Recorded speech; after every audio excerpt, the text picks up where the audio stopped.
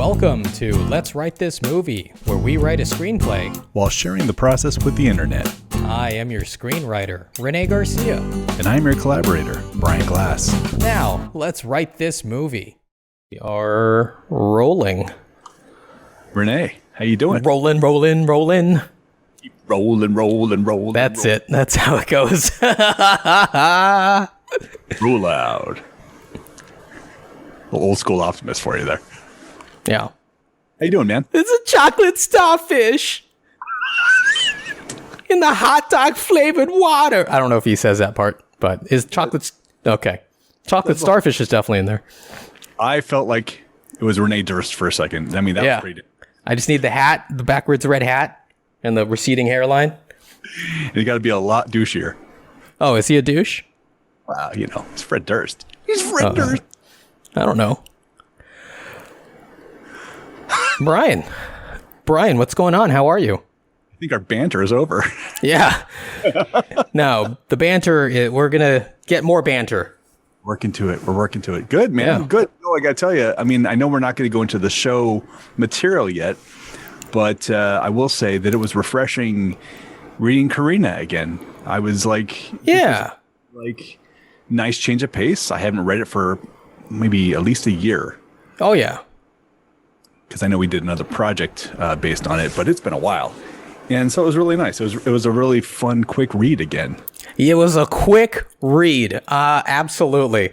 I put some time aside on Friday, right, and I said, okay, I'm going to start it and see how long it takes. I didn't foresee it was going to be a long read, but I just imagined, well, I have to think about what I want to cut, blah, blah, blah. So it might take a little longer, but dude, I was done in maybe 2 hours. Like, I knew as I was reading, like, I could instinctively tell, okay, this can go, that can go, this might need to be changed a little bit, blah, blah, blah. So let's take a big step back, I think, because I want to orient viewers with what we're doing now. I know in the last episode, which performed a lot better than any of our other episodes, I have to admit, we did talk about, the path forward, but I think we should also talk about a little bit of the history of this script, only because I as I was reading it, I could also see where the script was bad, right? Like, even though it was a script that I loved after having written it and polishing it up and sharing it, like, I just thought, yes, this is the thing that I'm going to build a career on.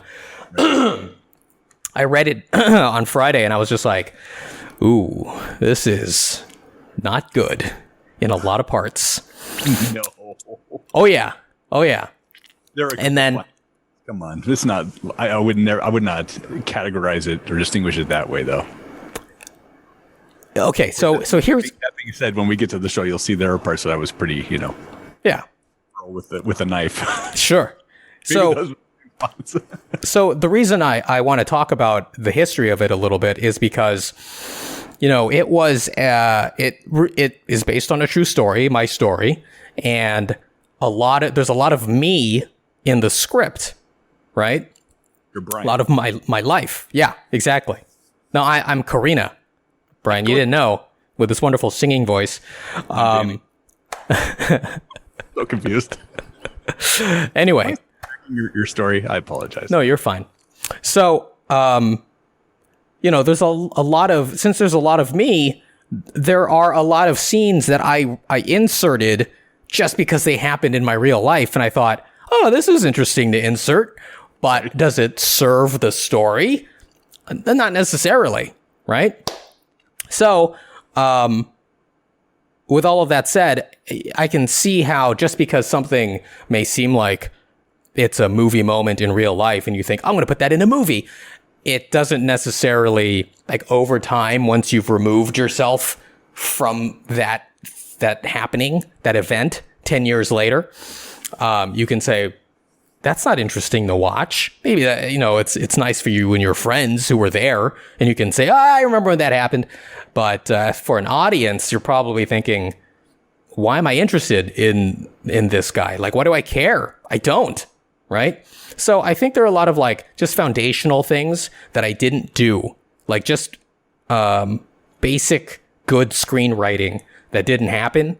And I think there's a lot of opportunity here to not only cut, but to make the story much better. Now, any response to that, Brian, before I say something else?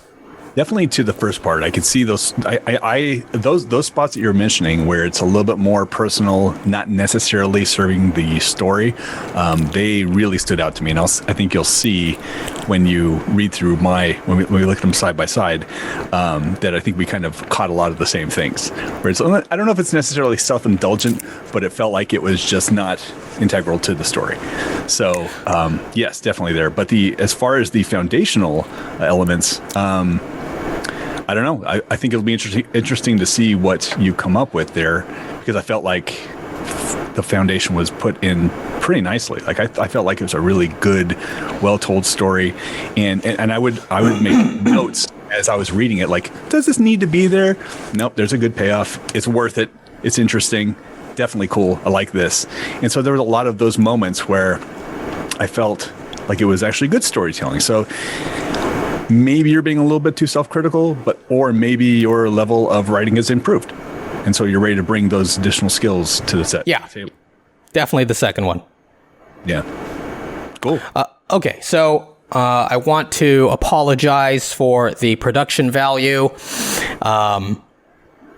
where I am having some technical issues. Like, we used to have a more polished show with nice backgrounds and all of that. And then there was a time when we took off all the dressing and it was just plain. I can't remember why. I think I had moved or something and I lost some data. Anyway, we're going back to the plain Jane look and feel, and we're just capturing my desktop because I just didn't have the time to fix everything, basically. Forever ruined the term plain Jane for me, because all I see now are limbs flying everywhere. He loves me. He loves me. That needs to be in a movie, bro. It's so good and so creative. Who gets killed that way? No one. You've never seen that. I've not. All right. Anything else? Any other setup?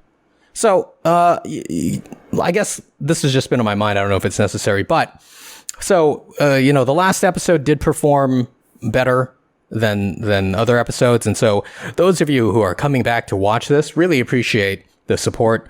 Please feel free to subscribe and like our videos. It will help the channel grow.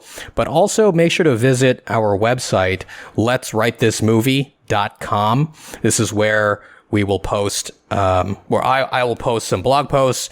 But in our last project, I used to every week post new pages so that readers could comment and give us something to discuss in the following week's discussion episode. So please check it out. Once again, that's letswritethismovie.com. Okay. Brian, anything else you want to talk about before we get into the cutting room? Not at all. Let's dive in. Okay.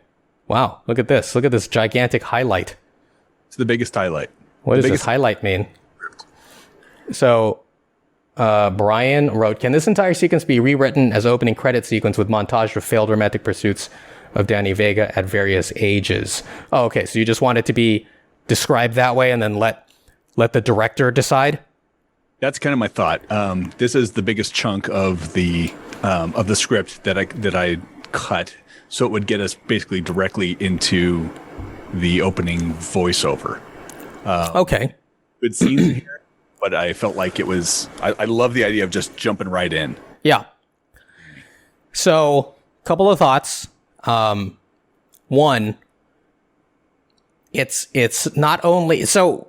I'm always torn with trying to like set up a little bit for the audience who probably hasn't read the script yet, right?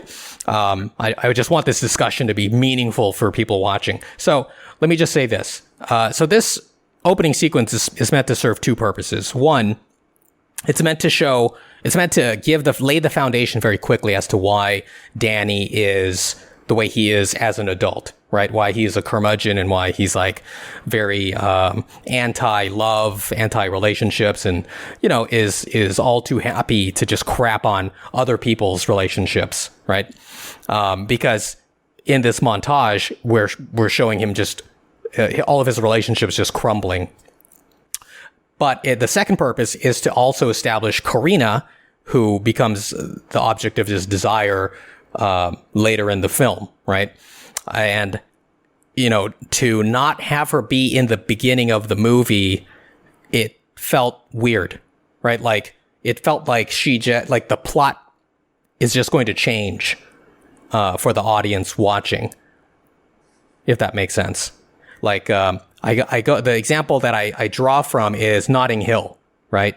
Where the beginning, it's like a red carpet event where we see Anna Scott, and we as the audience just kind of understand, okay, even though we don't see her speaking or anything, we know that she's going to be the object that the hero works towards because she's in the beginning of the movie and she's displayed in such a way in the way they're doing it, right? Does that make sense, Brian? Yeah, it does. I have a couple thoughts on this. First is, I feel like this is called Carina, but it's Danny's story. It's Danny's story of coming out of the loneliness, finding this person, and the changes that she had on his life, and the fact that she has experiences as well, I think helps to color the story and make it helps to flesh it out and make it more interesting. But by the same token, I feel like it's Danny's story, and getting to know him first and foremost, if we're going to keep any of this, I think is more important than anything else, especially because my second point, I understand we're trying to do a contrast here where his romantic relationships are just crud, throughout the various stages of his life. And pretty much everything goes well for Carina, which is, I'm guessing, a romantic version of the character's life. So I found it less interesting. Like every time we would leave Danny, which was kind of the fun stuff, humiliating, but interesting. And went over to Carina, I was like, okay, she's got the perfect life. I get it, So I didn't feel like it was as interesting or as strong. But that being said, I think that if it is Danny's story, as I would argue, I kind of like, as the audience member, to jump into that first scene. Because I'm now in the restaurant. I mean, I'm going to say first scene. It's almost the first scene. I'm now in that restaurant, and as this person he's talking to is having their first conversation with him, I'm learning my first thing about him. So there's that element of surprise, like, what's going on? So I don't have any foundation, and I'm just learning about this guy through his actions. Yeah, I think that is such an interesting way to introduce a character. Okay, that's definitely a way we could go. My concern with this argument, and this is all moot because I agree with reducing this. It's just, I want to make sure we're making the right decisions. This is why I'm talking it out. It's a rom-com, right? And there is a point where you make a character so unlikable that he can't be redeemed, right? And to have the character just out of the blue being someone that you don't like, us guys, right? If we were writing for guys because it's a guy movie, fine. Yeah. Oh, hey, he's an asshole. I like this guy. He's a guy who says what's on his mind. Awesome. Cuss now? Well, I cuss. You don't cuss. And I was playing a character as well, and it's okay to do it in character. So, yeah, it's will the target audience for this movie, remember, we're mercenaries now, Brian, or at least I'm a mercenary now. Will the target audience be okay with being introduced to Danny in the way that we introduce him if we don't have any of this, like, how he was made? Like, he used to be this guy who was like, who did the big gestures, right? And his experience just, destroyed all of that part of him, and all that's left is this husk, right? But this I would say that, but he was formed by these horrible experiences. certainly. Well, yeah. That's the point I'm making, is that, you know, keep going back to foundation. Like we can't just, if we were to develop a bad guy, like if the movie were to be about a bad guy, right, a murderer or something, wouldn't we introduce him in much the same way? Like, let's show him being evil, right? So how can I then say, oh no, this guy's the hero, without actually showing what made him be this horrible person, and show that there is something in him in the past that makes him a good person, and the journey of the movie is for him to get back to that good part of him. Okay, well, I think the journey of the movie, regardless of that, is for him to become this person he's going to become. Like, there is definitely a journey there. If it's not there, not necessarily going back to it, he's just changing. This experience he had has changed him. So I like going along for the ride. I like being a little bit uncomfortable. I like not knowing that I could forgive this guy because he's got some things that he went through. I like at the beginning of the movie not necessarily liking him. And by the way, in the very next scene, he's having a discussion outside the restaurant, and you're starting to see a little bit more of the humanity of him come through. He just didn't like that particular, conversation necessarily. So I think that, you immediately see that this guy is not just ruthless, or not just, this a-hole, as you would call him, but you start to see parts of him drip through. And so I personally think that it's stronger without. I mean, it's going to be your call, as I always end up saying, but you say you want to be mercenary. I say this is a mercenary approach that I don't think has a negative effect on the movie, because of the way that I experienced it without it. I felt like it was wholly imagined without it. All right. Well, there we are. We have a slight disagreement, but that's fine. That's the writing process. So my suggestion is to reduce pages 1 through 3 to just Jennifer collecting Danny's stuff. And the only rejection we see is it would be her saying goodbye to him and like giving him his stuff. So we kind of get like, we see that, he's like a normal guy, and it's a bad rejection for him. But we keep, well, I don't know if I'm getting ahead of myself here. Let's see. Do we have anything else? So page 3, highlighted text. That's all it says for you. Is that all? It's all, it automatically puts in a comment, but there's no comment. It's just highlighting it to show you. No, I understand. So I'm not understanding what the highlight means. Cut. Is that this whole... Yep. Okay, so you don't even want the Chuck E. Cheese thing. Mm-mm. Went right wow. into it. Wow. So I think that's integral. Yeah. I think integral. Okay. Yeah. It's a through line, right? A through line of Danny's life, setting up Brian. Like, we see that Brian is a friend from a decade ago, right? Like they both knew each other at kind of like a formative stage for Danny, which is why Brian will put up with his shenanigans at a Valentine's night dinner rather than just tell him to screw off, right? Foundation, yeah. Brian, foundational. Discovery, Renee, discovery. Discovery? Yeah. Okay. Make up the movie yourself. What's his backstory? I don't know. We're watching 2 different movies. I make up my thing, you make up yours.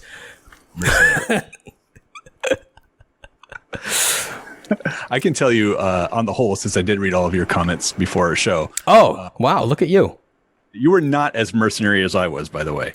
Oh, well, look, I mean, let's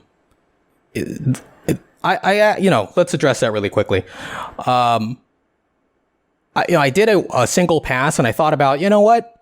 Maybe I should do another pass, get a little more into the detail. But I felt like, as I'm going to rewrite this, like I have to do the rewrite pretty quickly here. I can already see, I didn't feel like it was necessary to highlight every line of dialogue that I was going to cut. I mean, I feel like, some of these comments like, hey, just reduce this section. Like I'll know what that means to me. Right. And I did the same thing a few times as well, where I'm just summarize this in action or something. Okay. Well, let's not slow down the show. I'm telling you, this is the biggest chunk, and this is probably going to be the most contentious part of the discussion today. Okay. Which part? You want to get there now or? Oh. The whole thing we just did. Oh, okay. Yeah. Look, I mean, to me, it's not that big of a deal. Like I think if we reduce it, like I still think it's important to show him being rejected, that there was a softer side of Danny before we see him now, right? Otherwise, it's kind of like, you get this. I mean, are we even cutting the driving monologue where he's talking about like, where he's talking about being alone and how anyone I know that? Yeah. Can't. It's a huge part of the reveal later.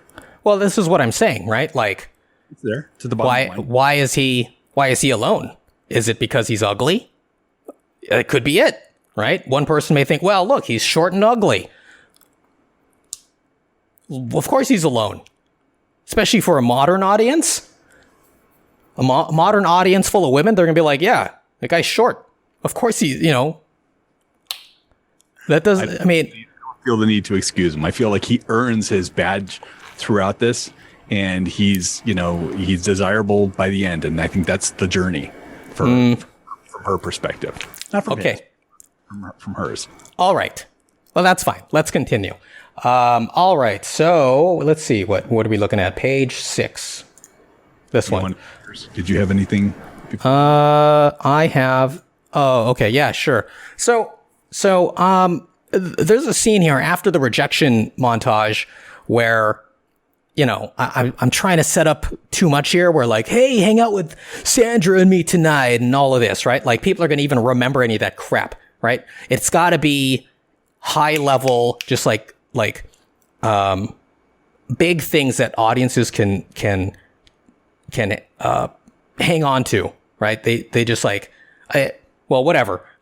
I'm putting in too much detail here for like a flash, what is essentially a pre-flashback sequence, or like a flashback sequence that's in the beginning. I don't even know if you want to call it that. A prologue. There you go. And I don't know that all of that detail is necessary.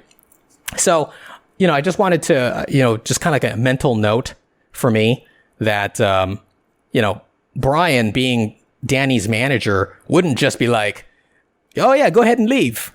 It's fine, even though you need him for the shift, right? Like immediately Brian should have like this response of, wait a second, I need you here. You're on the clock, right? Like you're scheduled. It just felt like the dialogue needed to be there. Plus I was conflating. My memories were getting mixed up with like the movie script and the audio script. And in the audio script, Sandra mentions that Brian fires Danny back in the day. Like, oh, they used to work together until Brian fired him. Yeah. And so I was like, oh, episode. You did? You listened to it again? Okay. Well, there you go. So I had to I got to set that up. Why didn't I set that up? Foundational. Right? Again, when I was listening to that, because it covers kind of this what we've just discussed, and the next scene that we're going to talk about, and next big portion of scenes. And as I was listening to him, like, man, we just want to start at the restaurant or what he's driving on. I just want to start there. And I had the same experience when I was reading it, and I know that you've made your arguments against it, and I would just ask you to look at it without, or maybe just try and read it without and see how it feels to you. See if it feels like it's empty, and you do need that foundational support. But I think it's strong without it. I think it's stronger without it. I feel like it's going to get the movie momentum started right away. That being said, I will reserve what I said, I will reserve that comment that I mentioned last time, which is this whole thing is like perfect for a title sequence interspersed with the titles.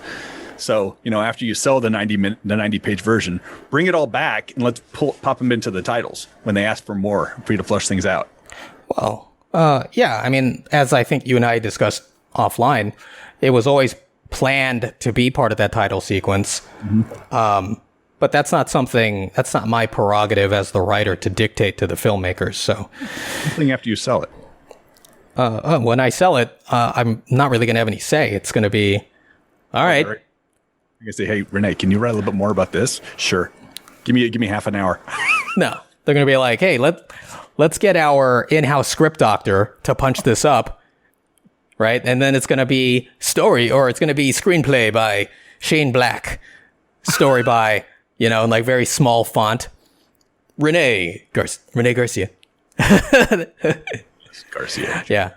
It's going to be, in one of the little things that you learn when you watch, the special features on DVDs is like commentary from like the director and stuff. In Fight Club, one of the things that David Fincher tried to do was he wanted to minimize the amount of time that credits were on the screen in the opening, right? And I think he wanted to get rid of them entirely, but he, I guess contractually he had to have actor credits. Okay. And so he had them just like essentially appear and disappear as quickly as possible. Like they appear and then they start dissolving, right?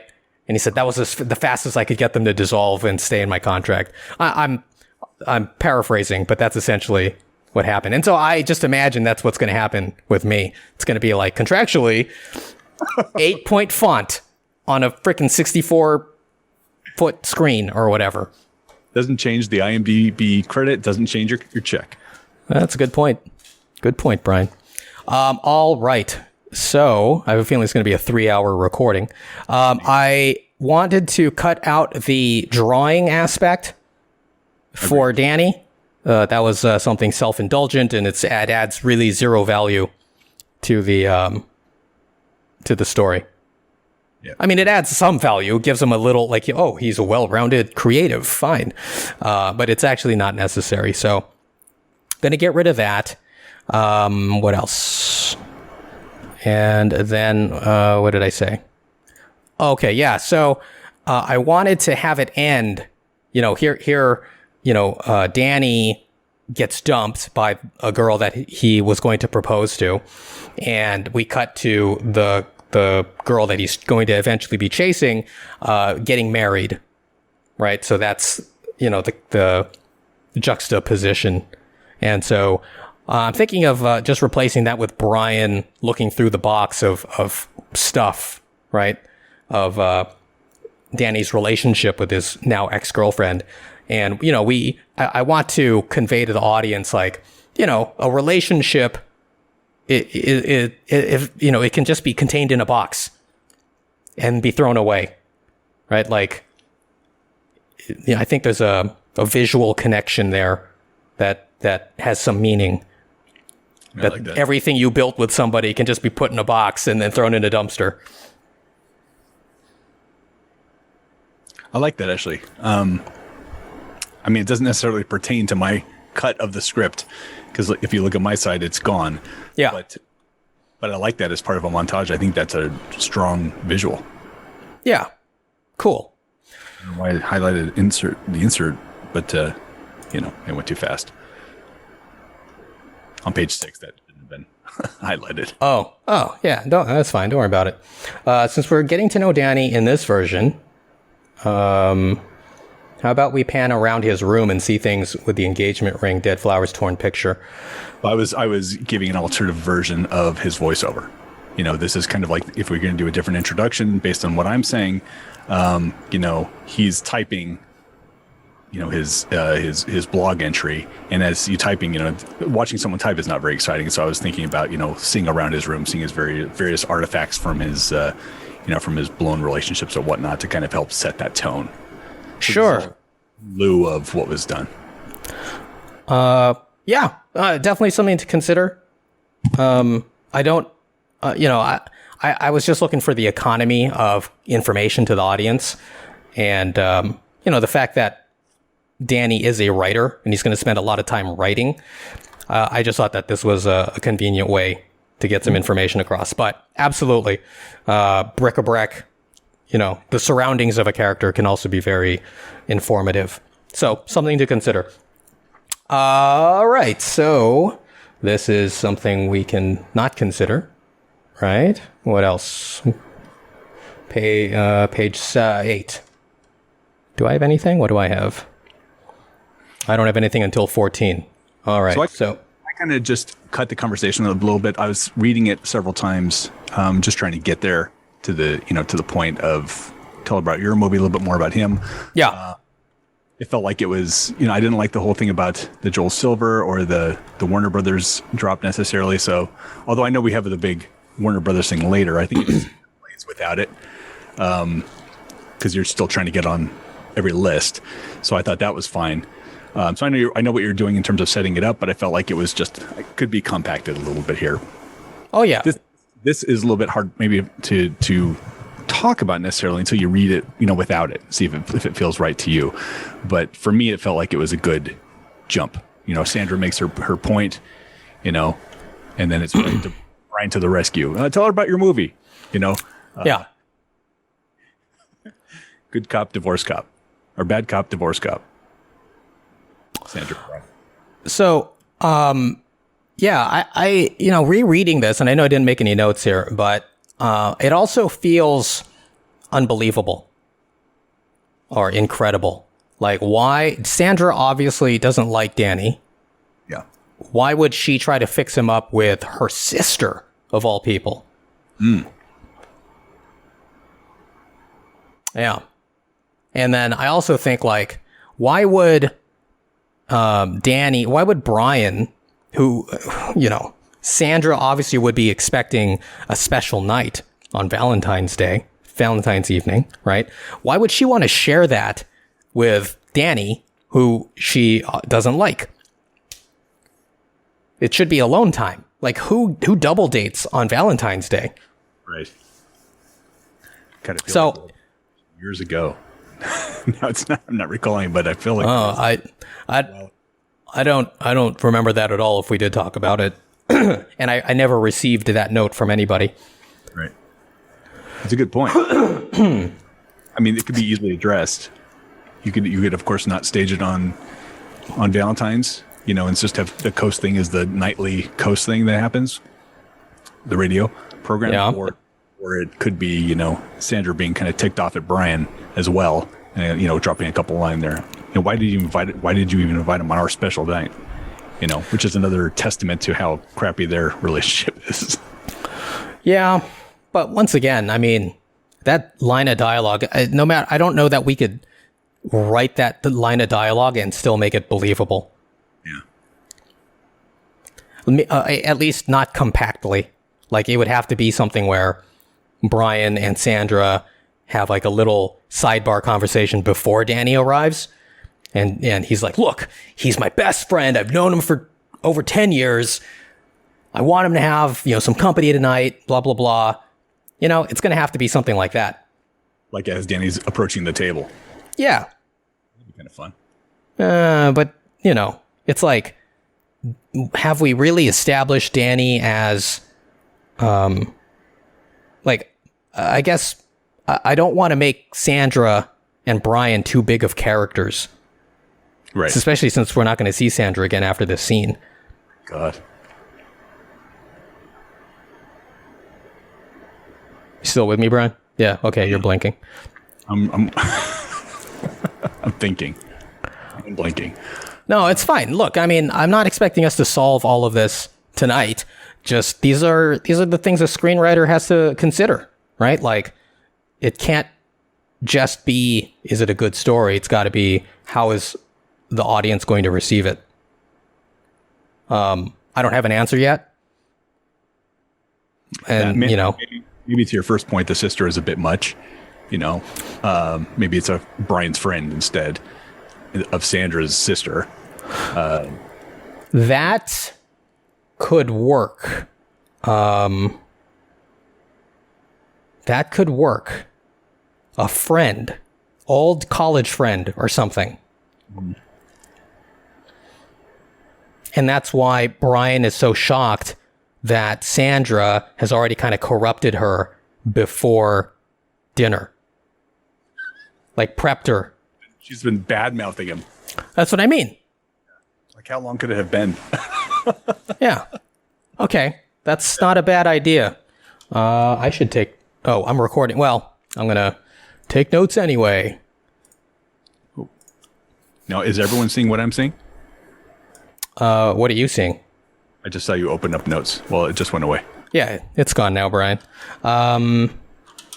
Change Rebecca to Brian's friend. Good. Okay, let's move on. I think you have more notes, so let's see. Where are we? Page 8? So page... Okay, that is... Yeah, you want to get rid of that. What is this? Here's this next, page 14. Oh, okay, great. Let's do that. So I want to get rid of... Okay, it's just a minor thing. Just some stuff about Brian's incredulity during the dinner conversation. So let's go to you. You want to get rid of this? Yeah. Karen, what do you miss about her? Her eyes are... Okay. So this is a scene where Danny is driving home and he's listening to Coast, which is... what would you call it? A soft rock? Soft...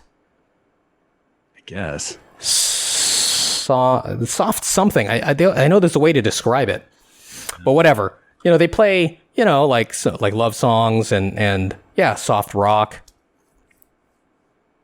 Yeah. Sentimental. I don't know. Yeah, it's probably soft rock. Yeah, I felt like, it played. Okay. I know he's commenting on the specifics, but it was just in the... Oh, that's fine. Yeah, I can see that going. Okay, so 16, is it me now? Let's see, 16. So okay. No, it's not quite. Why is it? That's weird. Higher up.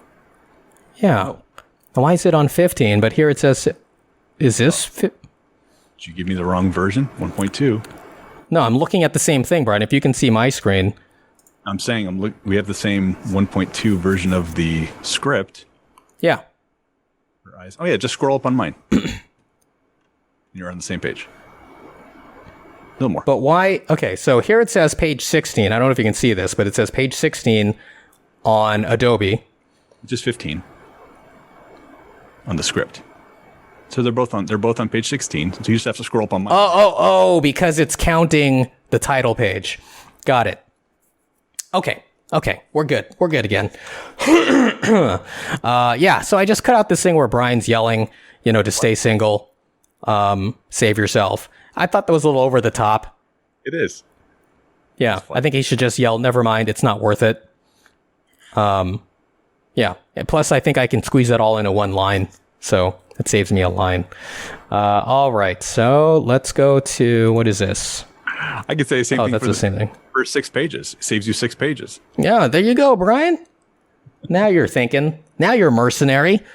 17. No one misses her. More air for the... Okay, so here we have... What's that? What you did's fine. It plays without it. Yeah, I felt like it was too much. Like, it's almost... once again, we're talking about rehabilitating a guy who's a jerk, right? And for him to be so, I don't know if you want to call it neurotic, that he's yelling. He's not even yelling at the radio anymore since it's off, right? Like he's yelling to himself at the end of the day. And here, he's obviously moved that Al misses this girl who died, right, on the radio. And he can't stand to feel bad for him, so he turns off the radio so he doesn't have to deal with it, right? And here his response in the silence after he's calculating, he yells, no one misses her, right? And that's really to himself. And I feel like that's taking it a step to he is just a really messed up guy that he has to control his own feelings by creating this reality of no love, I guess. Yeah.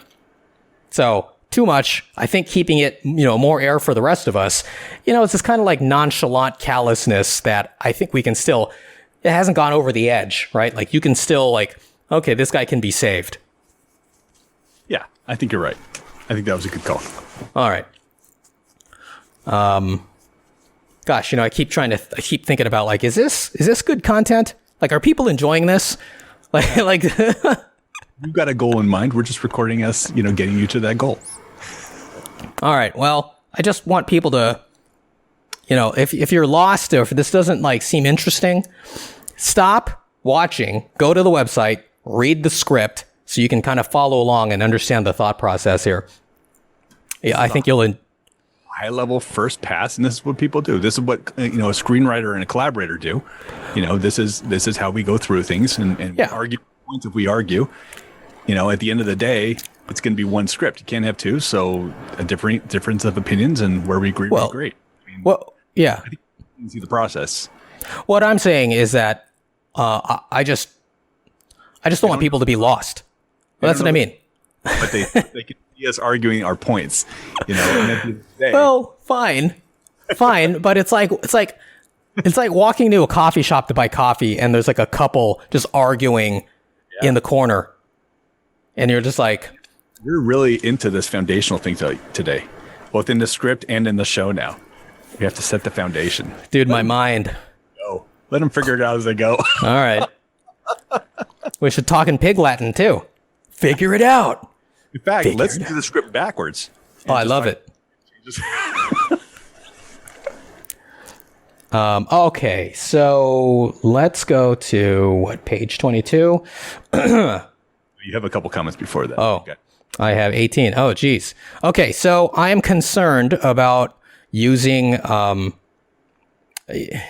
So I don't actually know what the rule is for referencing a known artist in a script, in a spec script, right? Like, I'm told that you can't do that. I did it anyway, because this is what I wanted in the script, right? Why couldn't you? The only thing I see as an issue is, from a production standpoint, a budgetary standpoint, if you're playing the music by the artist, you have to pay full royalty. If you're paying the music that is by someone but being performed by someone else, you have to pay a half royalty. But in a script, come on. Yeah. So I think, and I'm, hopefully someone who's more educated on this topic than me can answer. But I think the concern is that when you reference something that is an owned intellectual property, and the reader doesn't know how integral it is to the story, then they suddenly think, oh, okay, well, this is someone else's IP. Who knows what it's going to take to actually get it? We're going to discard the script. I mean, I don't think there's like a law against me doing it, like writing it. Like, I don't think I'm going to be thrown in jail, but it's not going to be considered. It's going to be dismissed out of hand. I mean, it's a big to have them in. So, well, that's what I mean. So my comment is to genericize it. Does it need to be Queen?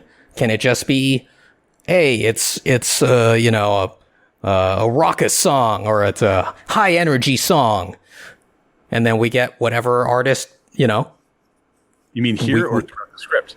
Well, throughout the script. Oh, I mean, there are very specific things that you reference. Now, I will say that there's a difference in how we approach this in the script, in that you are saying to remove all the lyrics, whereas I left lyrics that I thought were essential into the script. So, I don't know. Well, I say remove the lyrics entirely because I don't know what songs they're going to be. Right. So, yeah. You couldn't get clearance. That makes sense. Well, yeah. And that's why I say let's just genericize Queen. It's going to be whatever. May end up being a rap song. I mean, who knows? That they're co-performing as well? Well, after I sell it, bro, I'm out. Doesn't matter anymore to me. I think the only reason you should take it out, regardless of any legal ramifications, is if you feel like it's going to turn off the reader and they're going to pass on it. If you feel like that's really going to be an issue with them, mercenary. No, I just don't know if it really is that big of a deal. I think that anyone who's reading it and loves the story could well, we're going to change this though. This is going to be a whatever song. It could be any artist. So the I think one of the, you know what I'm saying, within the story, it just happens to be the thing that he listens to. Yeah. To answer or to respond to your first concern, or to what you first said about is it going to turn off a decision maker, I think in the screenplay submission guidelines, I think it says your script cannot be based whole or in part on anything existing. I have to check that again, but I think that's pretty like standard boilerplate requirements.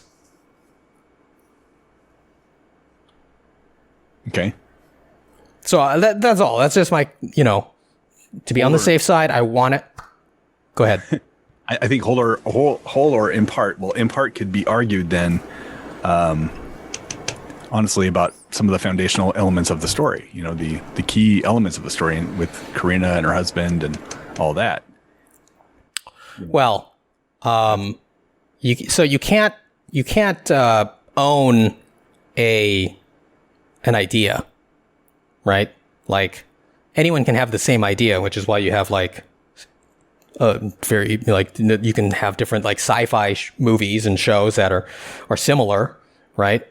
And the fact that I have changed some aspects of we'll say the story that it's based on. I mean, so I'm kind of like, this is kind of like deep water for me here since I don't have a full understanding. So I'm just going to speak ignorantly.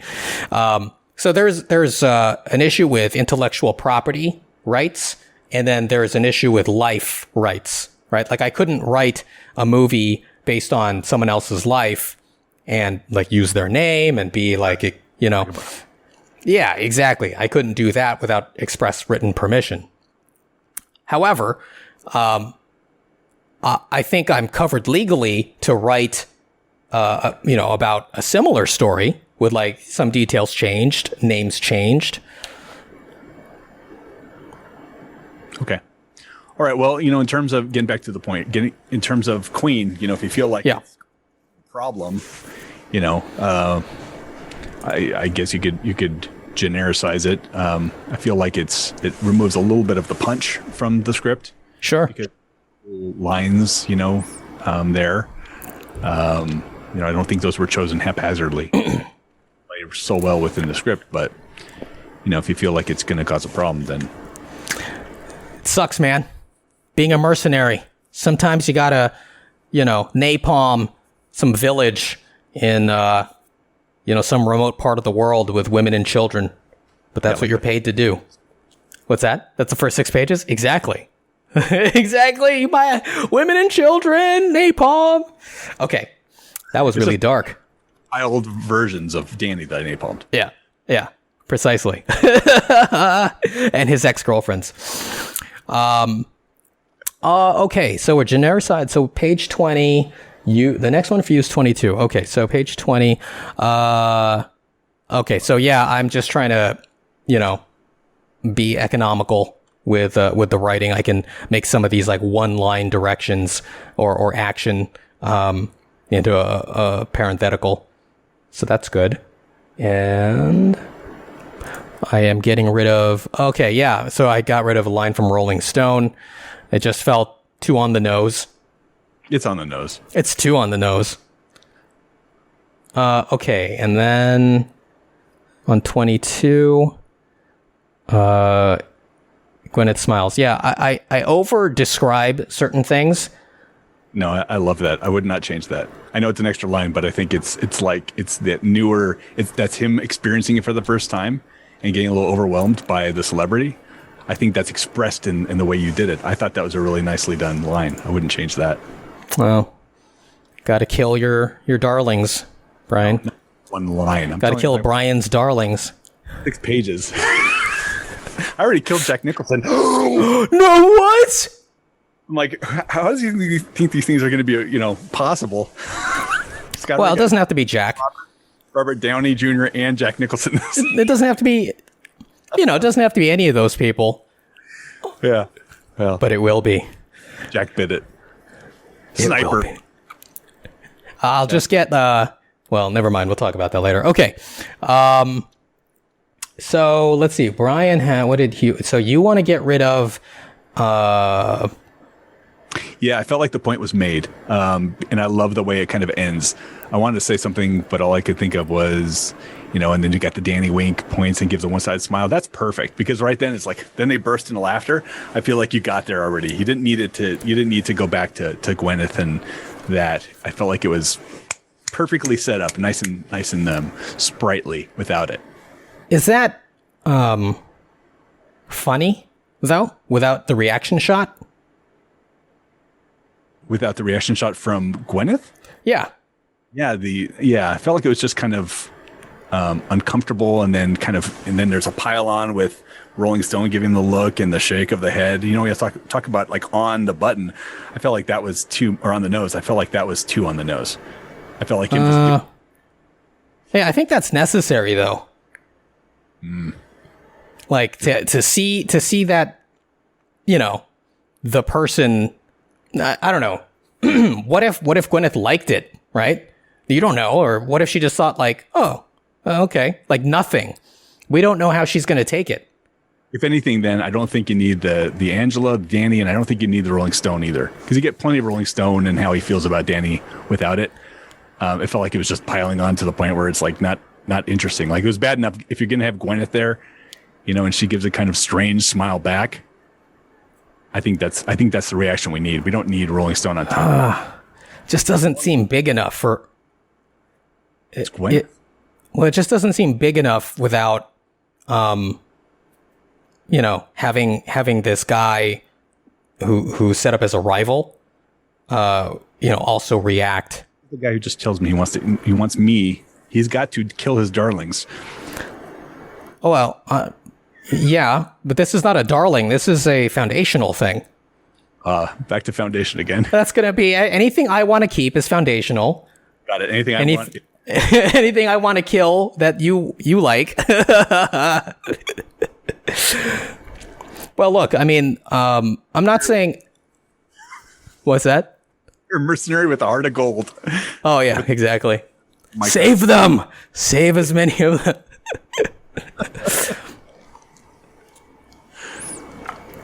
Okay. Titles for our podcast here.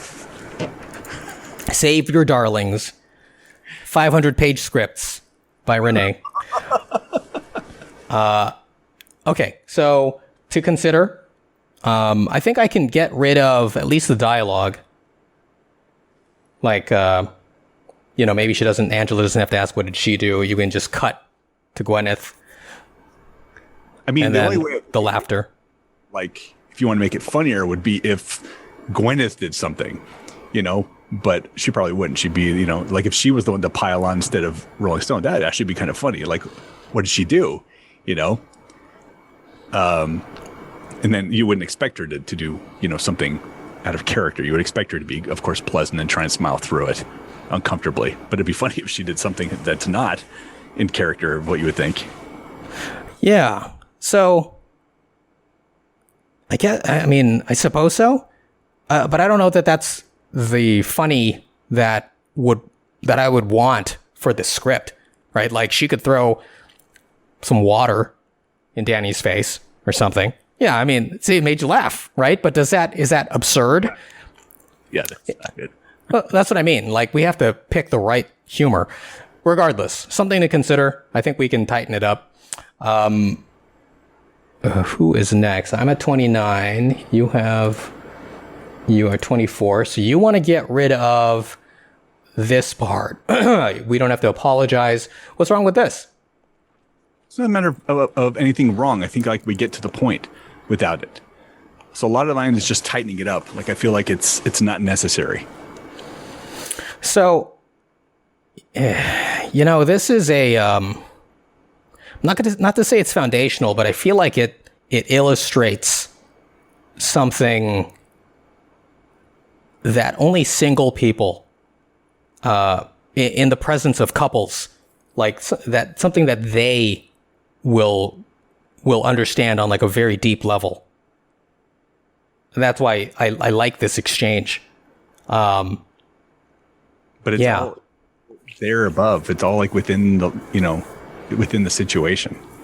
When he gets uncomfortable and starts walking towards a door, I feel like it's all said without you having to additionally say this on top of it. Where he starts. I don't know that it does, to be honest. Danny looks on, his face suddenly fills with embarrassment and envy. Can't read today. Things to me are like I got it before I got there, and so when I'm reading a line now, and I'm like, I know when I watch a show, and I'm like, if they say the thing, I'm like, why'd you say the thing? I already got the thing. You don't have to say it on top. You already showed me the thing. Don't tell me on top. I felt like this is a time when I was like, I got there. I didn't need these few lines to tell me what I already know. Well, who are you writing for, though, Brian? Are you writing for you, or are you writing for the single person who's going to, just the single people who are going to understand this specific point? The ones who are they were just mentioning before. I'm just trying to write for someone. I feel like it was all there without having to have this additional exposition. Let me with this. If you don't. Just whenever you don't agree, go back and try and read through my version of yours, and just say, if you feel like something's missing, then put it back in. But I feel like when I read through it, that's what I would do. I would read just the parts that weren't highlighted and see if it still flowed. And I got it. And I get it. I get it without it. So, if we're trying to go from 119 or 120 pages, whatever it is, down to 90, I feel like some of these scenes could end a little bit earlier.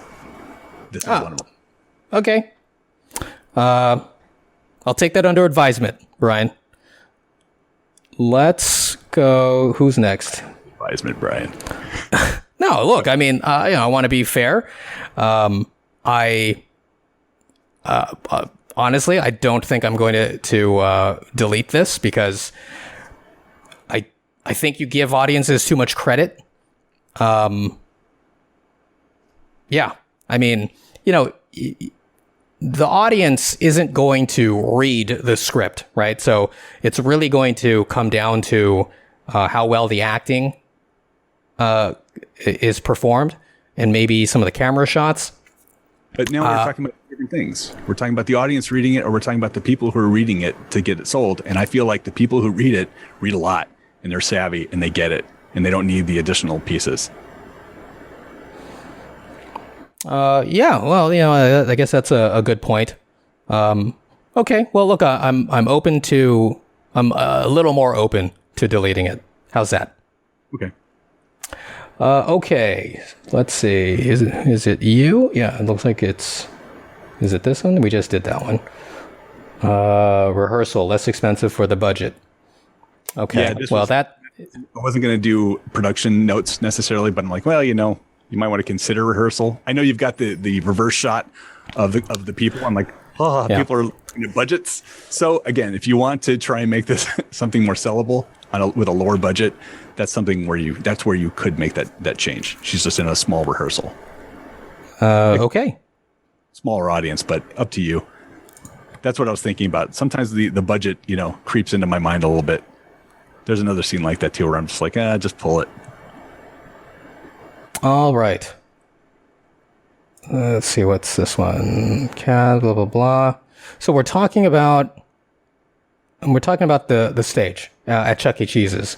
Yeah. So it was more just like, is there a way to say it a little bit quicker, that you have just these inanimate life-size animals, that come to life with music? I didn't write the note in there, but that's all I was thinking. If there's a way to kind of just tighten that up a little bit into maybe just try and get it into 4 lines. Yeah, I could probably squeeze this into 1 line. I'm saying because no one's going to remember. Right. Just say, yeah. If there's a way to add on and just get the 4th line, so it's one paragraph of action, I think that'd be enough. Oh, actually, I don't even need any. I could just delete this entirely because I already say the Chuck E. Cheese puppets are inanimate. Mm. But I'm saying that they're life-size animal.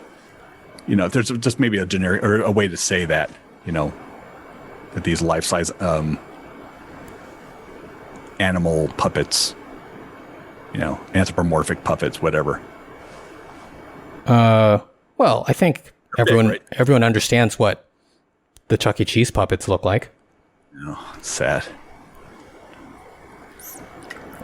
So yeah, I could get rid of that. Okay, it's still you. Let's see. Okay, so you don't like that Brian explains the sound system? Who cares? I think it's understood that he's doing the thing because he shows it. He shows what they're going to do, even though they all break down the first time. He shows what's about what you're saying. Yeah. So this is we should also consider, the movie in time, right? Like how much of the song plays? Is it like 5 seconds? Yeah, I understand. Right. So, let's say it's like 15, maybe even 20 seconds, just so that we can get reaction shots. We can show the things working. That's a long time to just like, we're seeing this. But is it, I think the audience will understand, okay, they're setting something up here, right? Like this is, right. I mean, why are we watching this for 20 seconds, right? Are we actually entertained by this? No. Yeah. So I wanted there to be something for the characters to do to interact with each other where Brian is like yelling over the music. It's not anything for us to really like care about. It's just Brian is proud. Yeah. The reason I cut it out is because I don't care about Brian. I don't want to care too much about him. I got enough of him later, when he goes through his heartbreak. And this doesn't really add much to his character. And if I'm a director looking at this, I'm like, the house lights dim. It's like I set it all up with the cool visuals, with this goofy thing that's about to happen. Then they break down pretty quickly. I think that's the funny part of it. I feel like actually the setup here is pretty cool. It's kind of like pulling away from the cool visuals and audio you're going to see in the actual film, or at least in my head of the film. So I don't really think it adds anything. Well, it adds a little bit of subtle relationship building between the two. And the fact that Brian obviously he's worked on this. He cares about it. He spent time. We are building the character so that he doesn't come off as just a foil for the main character. I get it. I don't know how much character building is for him, though. All right. Well, as the Red Letter Media people like to say, you may not have noticed it, but your brain did. Your brain did, Brian. My brain noticed those extra lines earlier, too. I didn't know why, but my brain noticed. Okay, let's see. Is it? Who's next? Is it you? No, 29. I think it's you. Okay. Well, so I got rid of. Yeah, I just kind of reduced some dialogue between Rolling Stone and Danny. It's just unnecessary. It's like important to know he got an invite, though. How did he know? How did he know? How did he get there? Yeah, he just snuck in? Did a publicist invite him? Does he know the person? What's the foundation? Is my point. No, I agree with you. Okay. I'm so glad you threw that in at the last second, because I was ready to just cut the stream. It's like, all right, this isn't going to work for me. I'm a lone mercenary now. Let's see. Okay, so you don't like him. You don't like the talk about the coffee or the lady laughing. Yeah, I just felt like it was, again, this is for expediency in terms of the script. I didn't know if it was necessary. Yeah, I know I wanted to reduce this. Did I put any notes here? No, I did not. I actually thought about this. Man, we're over an hour already. We should probably, I don't know what you want to do. Like, do you think we should like speed this up or break this into like 2 episodes? We're only on like page 30. That's only a quarter through this. Well, how long have we been recording? I know we've been talking longer than that. No, it's recording is an hour and 5 minutes.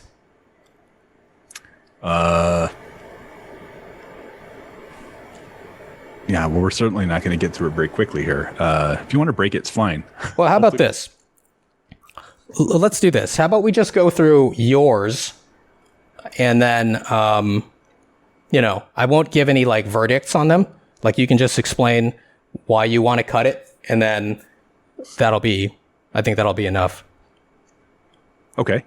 All right. So you want to cut out some description here that's happening around Danny when he learns that Carina's husband has died.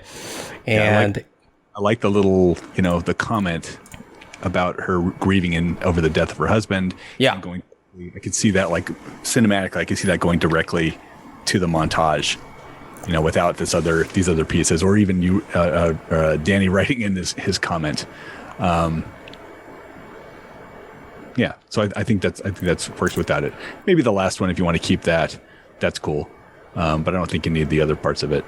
You don't want to see Danny write a comment to her? I don't think it's necessary because, you know, I mean, realistically, it's not like she's probably going to be reading any of this anyway. Well, so, I don't think he thinks she's going to read it either. I think he's writing it mainly just as an expression of how he's feeling. Yeah, so I mean, you have to have an insert and all that. I don't know. It just didn't.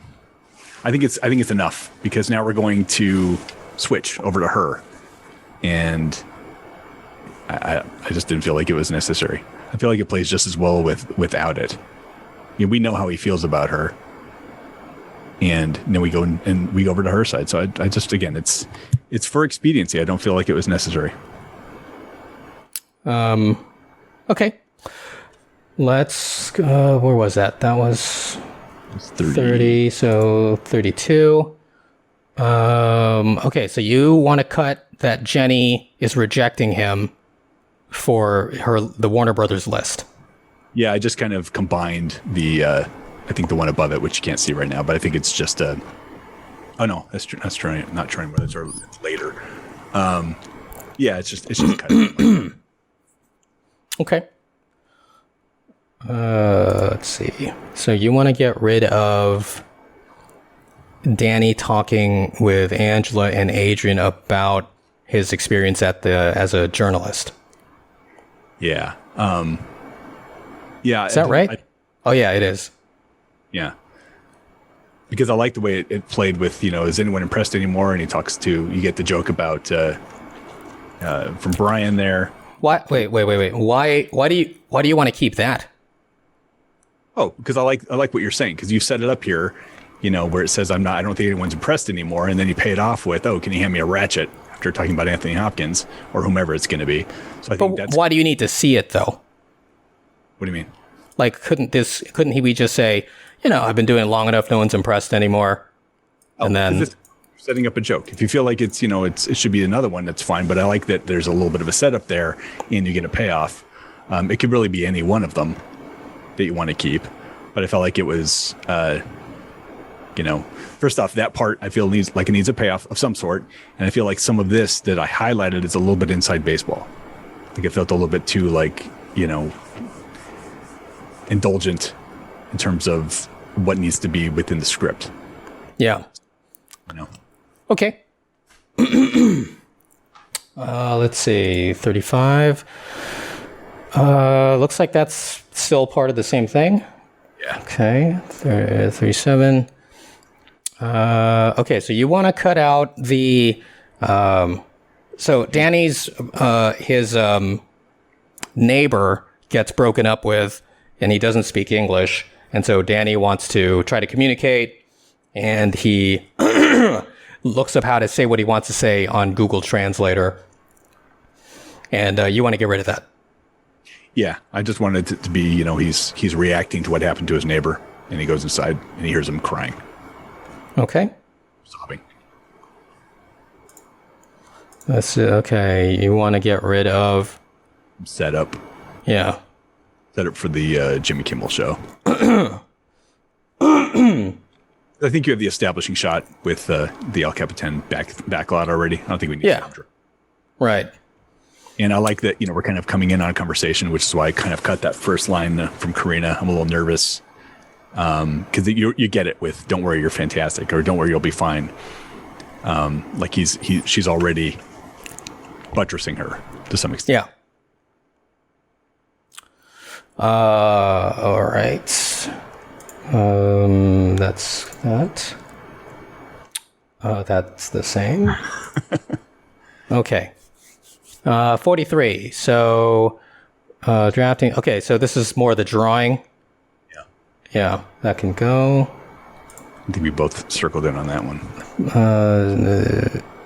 What is this? Oh, this is Adrian trying to talk Danny out of chasing Carina. Or, yeah, he's explaining why it doesn't make sense. And you want to reduce all of that out. It's just a little reduction. I mean, it's a longer conversation, and I feel like a few lines can go. Things like, isn't this how attraction works? It feels like it's a little clunky at times, and I feel like it read a little bit more like someone would naturally speak without it.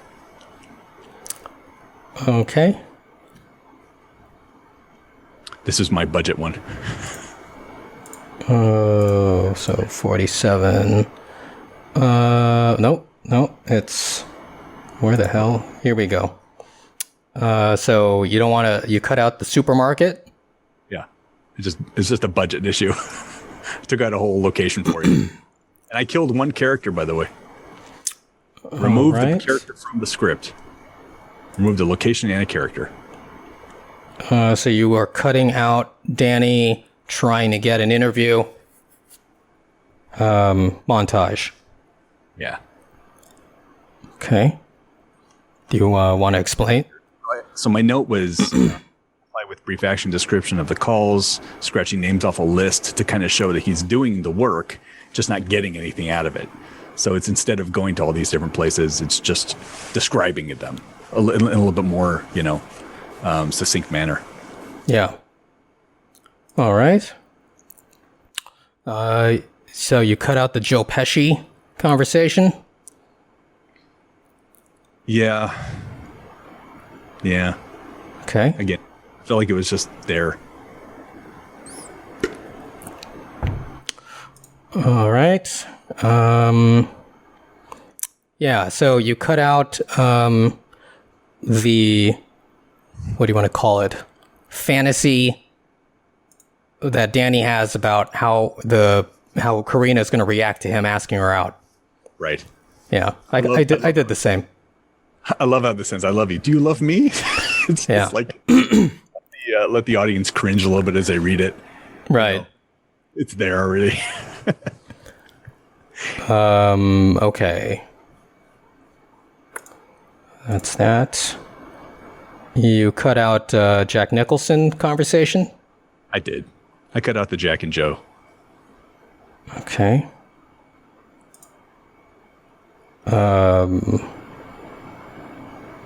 Okay. So you reduce some dialogue between Danny and Brian? Yeah, I think it sounds good without it. Just a small line. You wanted to... One line out. No, you want to add a beat. Oh, okay. Is that what I wrote? Oh, I wanted to replace that with the beat. You, on the other hand... Oh. Got to do... it's just kind of trails off. Yeah. All right. Yeah, I felt like this is another one where I think we got the point already. So I pulled quite a bit out here. Okay.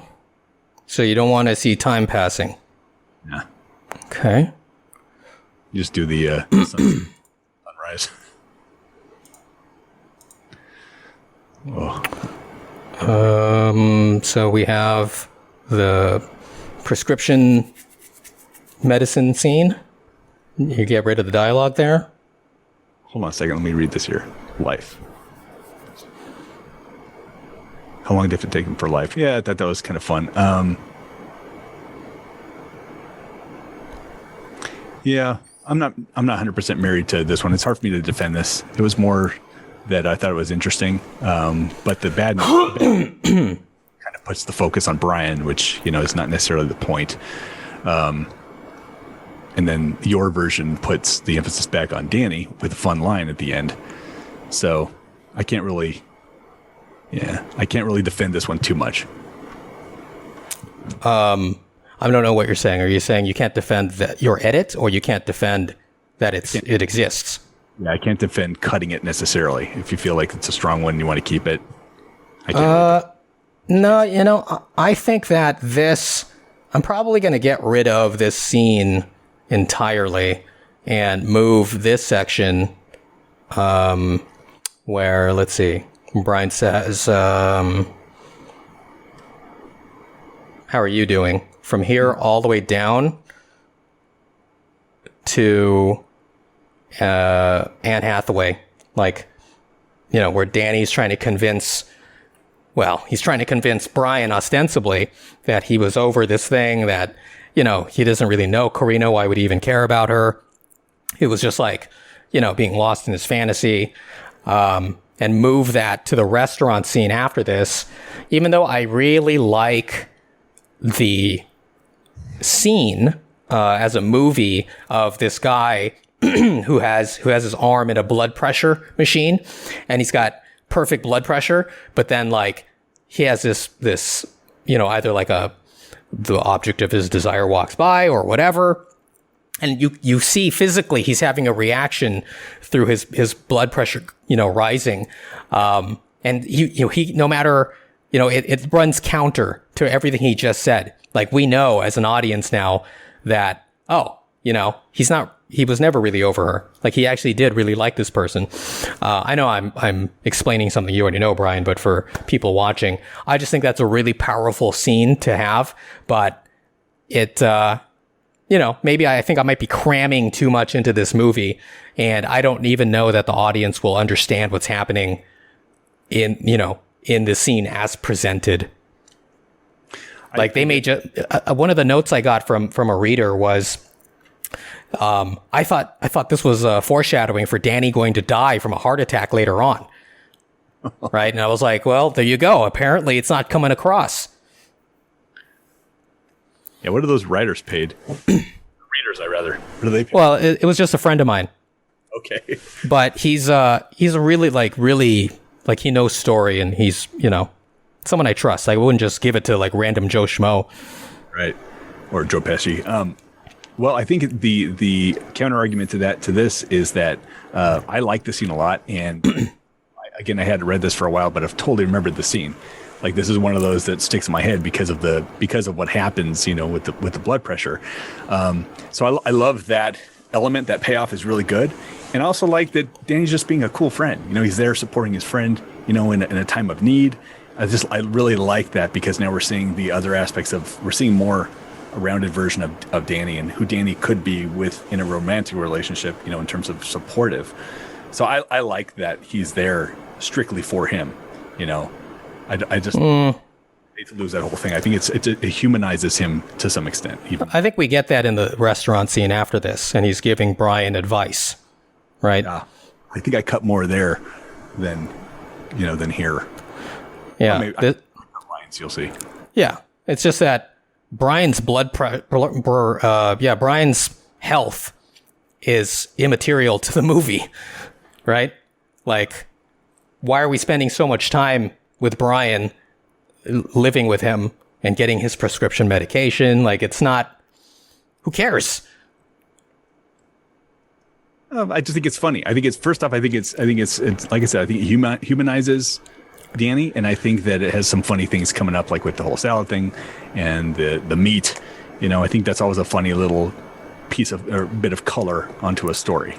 Well, yeah, I mean, we're still going to keep that, right? But we've already established the doctor saying, "Hey, your blood pressure is dangerously high." Yeah. Or maybe Brian can pop a pill before he eats. Mm-hmm. For my blood pressure. Or whatever.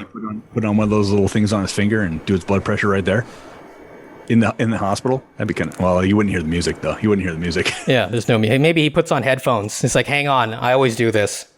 I always do this when I take my blood pressure. Well, I'm listening to Carina. Yeah. Yeah. Anyway, so I don't know. I'm most likely gonna cut this scene.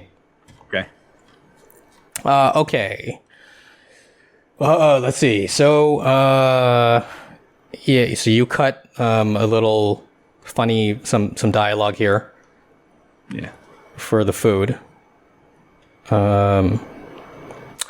Okay. Another one where I feel like you wouldn't actually say that, but you would say the rest of it. So I just kind of cut some pieces out of it. Yeah. More realistic. Like I don't think a friend would say, "Here's your homework assignment." I think they'd just say, "Next week we'll go to the mall, practice sneer again." I mean, that's funny to me. The next line is funny. Yeah. Okay. Make it a little more realistic. Sure. Just remember, Brian, we're writing a movie. We're not writing a transcript. You want the argue. You argue how realistic dialogue sounds too. Okay, maybe I do. I don't know. You do. I know. Okay. Where are we now? 65. Was this it? No. That's still that. Okay, so you want to get rid of the scene in the airport and flying. Okay. So it's piling on and piling on and piling on.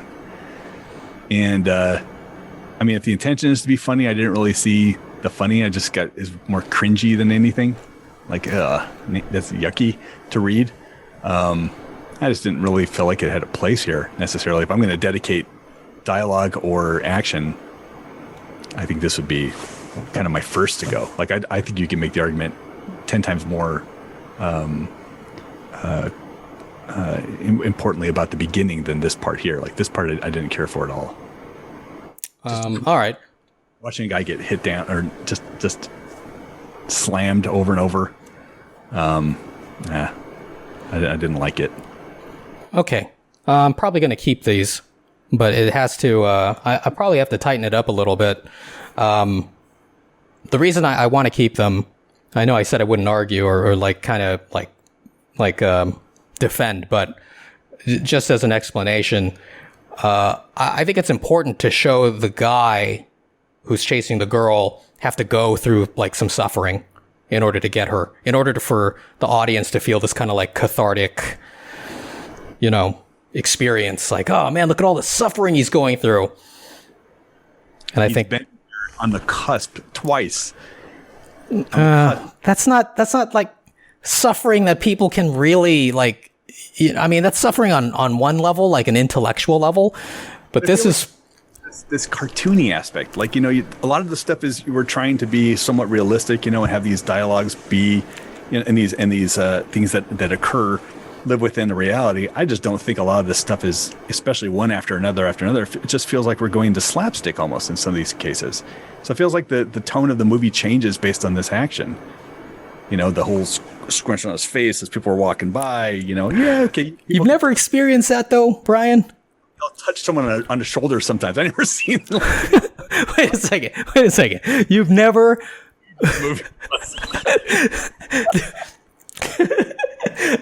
I have. So look, I mean, once again, a lot of this is drawn from real life. I have sat in the seat, the last seat that was next to the restrooms. Yep. And when there was turbulence, first there's like a line of people waiting to use the restroom. And when there's turbulence, people did grab at me, to like steady themselves. Okay. And yeah, it's a little over the top to say like grab his head, like, but that's hilarious. The visual, Brian, like he's trying to sleep and then suddenly there's like a hand grabbing at his face and he's like, it's so funny. It's so funny to even just think about it. Hilarious.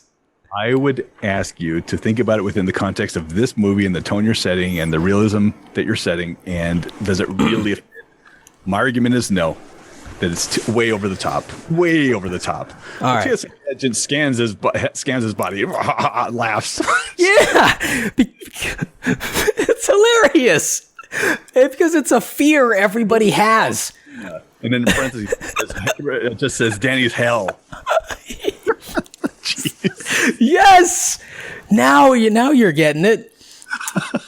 So, man, let's rush through the rest here. God, we're only halfway through. Brian. Brian wanted to rewrite the entire movie. Look at the comments on the right. Look at where the bar is on the right. There aren't that many comments as we get farther down. Passengers are fresh and smile. Okay, so Danny is, he didn't have a good plane trip. And Brian, summarize action that centers around Carina on the plane examining her CD, liner notes, scrolling through pictures. Yeah, that doesn't really add anything, though. It's like, we get it. We get it. He likes her. Why can't we just have the plane fly and then the plane land? Crappy life. Yes. Yes. We don't get it. We don't get enough of that. That's what everyone's lives suck, Brian. That's why you need to show someone else sucking or their life sucking so that people feel like, I know what this guy is going through. Or we want him to have just a little bit of happiness. My life is actually pretty good compared to this guy. Exactly. All right. I'm just being, what am I? I don't even know what I'm being, but you know what I'm being. We're good. Okay. Let's do 77. I'm not sure. Hang on. Okay. So you don't like this whole thing with the bellhop and little, hey, I didn't get correct currency. It's $10 going to work in your money? Englishman? No, because it's a nice little thing. It's a nice little thing, you know? Okay. He can go. This could go. Or it could be reduced. Even though I think it adds just a little bit of color. We don't have time for color. Not enough pages. Black and white, buddy. You don't like Angela wants to talk to you? Look how realistic that dialogue is. Let me talk to him. She's in the background. Angela wants to talk to you. And then she comes in. Adrian, Angela's face. I mean, come on. It's a little bit of action gets you there. Okay. All right, Brian. Okay. I'll give you that. Fine. Thank you. We're going to have 60-page script. No. I actually calculated based on my directions. So here, okay. We're done. So we have so this is the big singing. So let me just kind of preface this so we don't have to spend too much time on this because I think that would be really hard for anyone to watch us talk about. Yes. A lot of the times where there are lyrics, I took them out and I kept a few of them in. This is really going to be, if you feel like taking them out and generalizing them all, that's fine. Yeah. But if you feel like keeping some of them in, that's all I've done here. So I really wouldn't spend too much time going through this section. Yeah. To be honest. No. This is all going to be reduced to just really instructions to the filmmakers. As Danny sings on his end, Carina and her friend Nikki hear him singing and lose themselves in his performance and begin singing in their bathroom as well. I mean, there's some good, it's well written though. I mean, it's interesting. So I kept a lot of it there because I feel like it's setting it up very cleanly. And like your way takes what you just said, takes it away from, to me, the iconic scene of the movie. Maybe one of the two iconic scenes in the movie. I think it gets reduced way too much the way you're saying it. But expounding on it a little bit, setting it up, building up the feeling with Carina and Nikki, I think is important that they have this discovery and that they slowly build into it and they start to get into it and sing along. That helps pay off that whole feeling afterwards and makes them it just makes it more interesting. So I would be very careful because I think if you just reduce it too much, it won't stick with people. This sticks with me whenever I think of the script. This is like the scene that I always think about, the bathroom scene. Yeah. Well, I don't. I think it's the idea that sticks with you, not necessarily how it's written here. I remember when I wrote. I was at a job. I was working a job. Let's leave it at that. And it was the kind of job where I could finish my work in like 30 minutes kind of thing. And then I spent the rest of the day like, I'm going to write, I'm going to, browse the internet, whatever. And it was an office job. So I had a computer. Anyway, I remember having this email exchange with you like, Brian, I've got this awesome scene I want to share with you. And I wrote it out and you were like, wow, René, that's so awesome. And it wasn't like this. It was presented as just a block paragraph. And I think, I think I just kept, the way I described it to you initially was just the real life aspect where Danny is singing in the shower and then Carina and her friend are listening to it. And they both kind of like, start performing together, if you will, in their hotel rooms. And you're like, that's so awesome. And then I threw in, I was like thinking about it like an hour later, and it was like, I threw in the whole, now Danny is thinking about this rock concert, and that's where, he's like imagining himself in there. And then Carina and her friend are in there too. And you were like, René, you lost me. That's, I liked it better the first way. And I was like, oh, he'll get it. He'll get it when I write it out. And I stuck with it, right? So anyway. Let me say this then. It wouldn't be fair for me to ask you to consider wholesale changes to the beginning really just the beginning. And for me not to do the same and read it through and see if it still plays as well. So yeah. How about the same instructions I asked you to do, I'll prescribe to myself as well.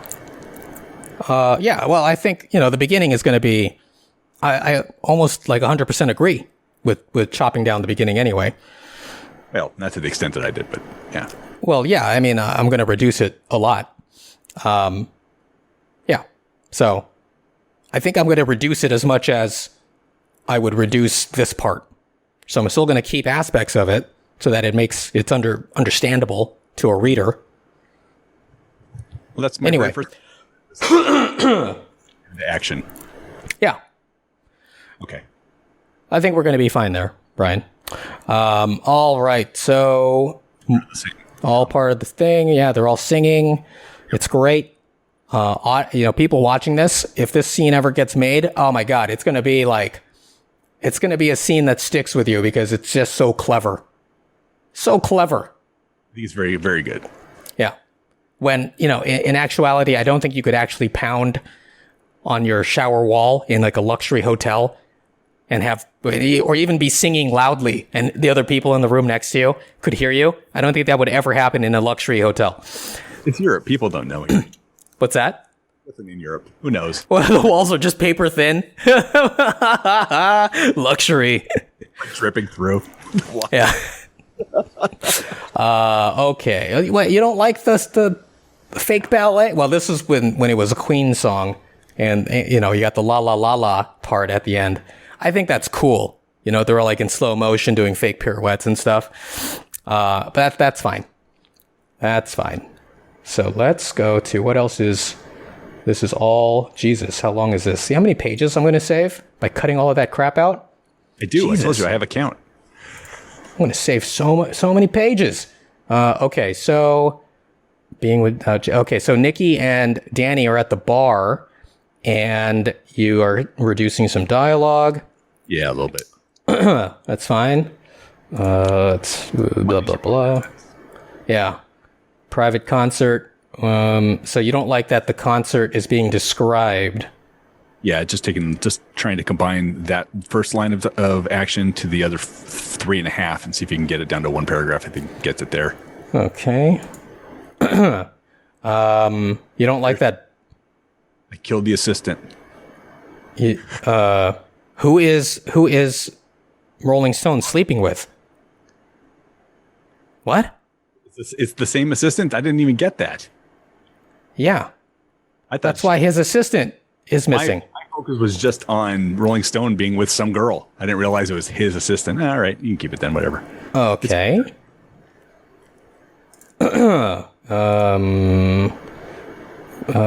Okay, you don't like Peter giving instruction? Ready as I'll ever be. I like that as being the part, the last line before he goes into this foray. All right.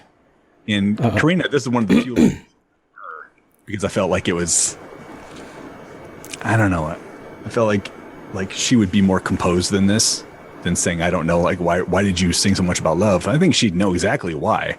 So I went more into something like, without the preamble, right into the point.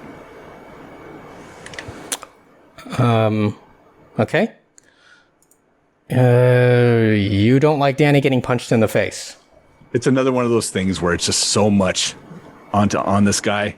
The world. What world are we going to live in here? Because I don't think that a professional is going to just punch a guy in the face. He'll ruggedly remove him, but I don't think he's going to punch him in the face.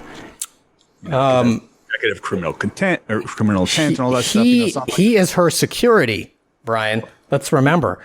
Remove and and Danny grabbed her, right? Like he grabbed her. Yeah.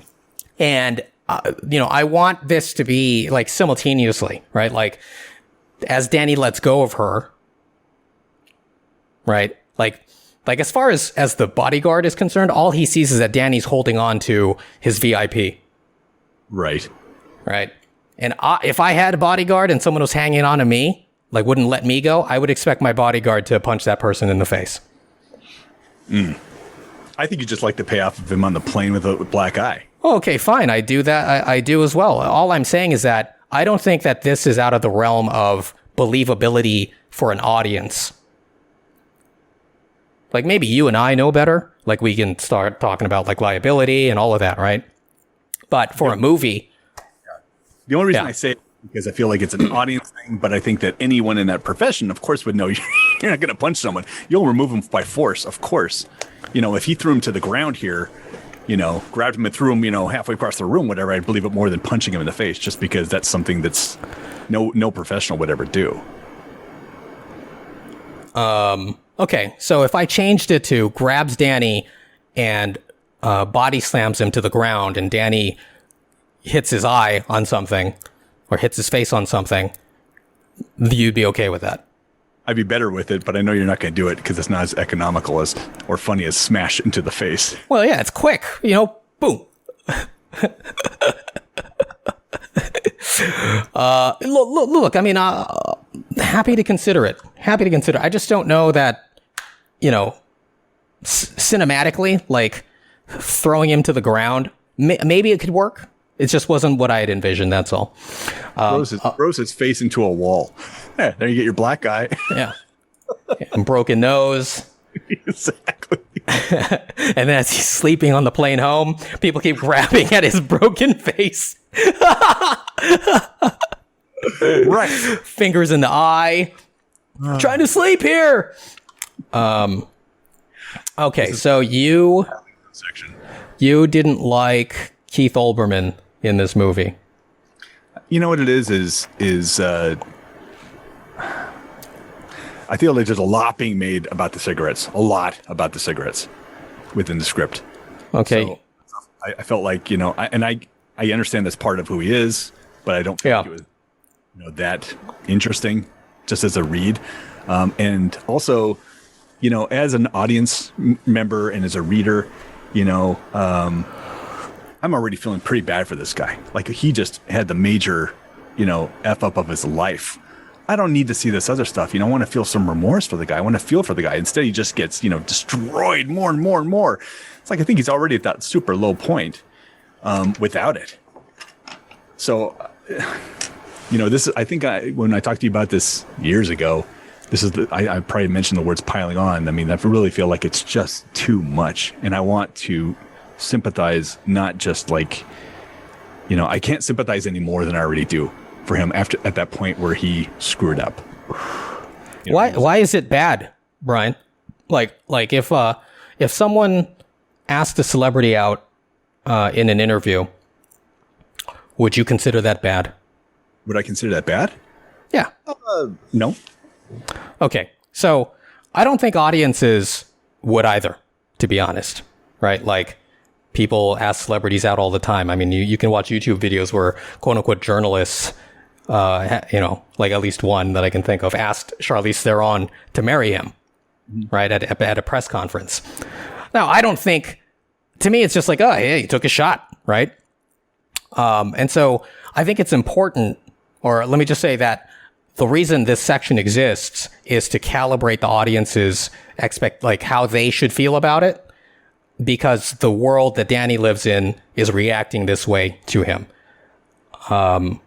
That makes sense. And I think that if you were to go into the part where it says, Mr. Vega, you, sir, are not a journalist. I am a journalist. You are a glorified celebrity stalker. That section of it. Yeah. We're coming in on that. He starts to hear this conversation on the TV.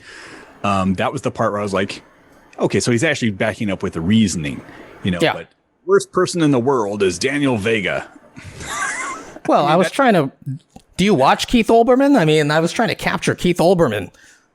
I think Keith Olbermann's actually pretty good, and he's an excellent journalist and an excellent interviewer. And so, if he was going to deride Danny for those reasons of being, this is what he did with his opportunity to be a journalist, I think that makes sense.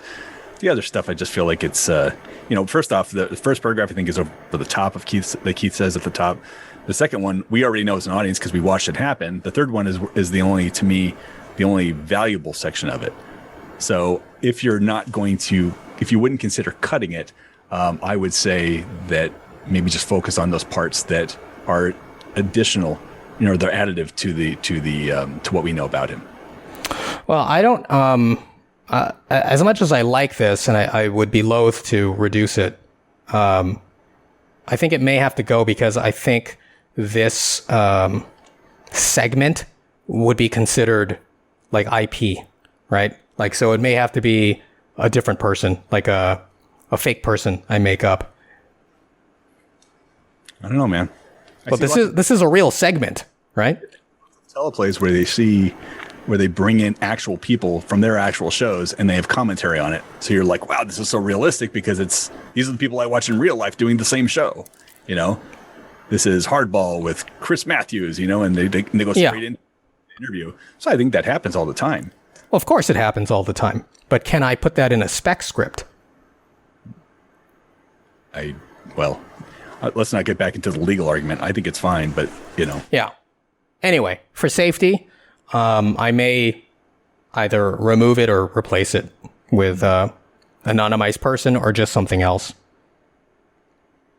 Okay. Yeah. Okay. So you also, I guess you just don't want him to be a smoker. No, it's just, there's a lot about the cigarettes. Yeah.